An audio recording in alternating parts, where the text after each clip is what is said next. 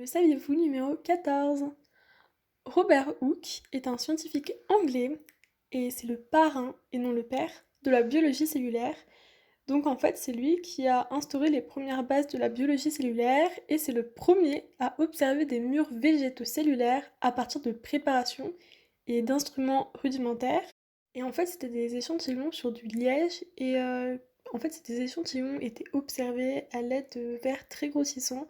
Donc c'était vraiment une révolution à l'époque. Et donc voilà, c'est au XVIIe siècle que sont arrivées en fait les prémices de la biologie cellulaire. Et c'est seulement en 1830 à peu près que deux scientifiques allemands ont énoncé pour la première fois la définition de la cellule. Donc c'était Schleiden et Schwann, je sais pas trop comment dire.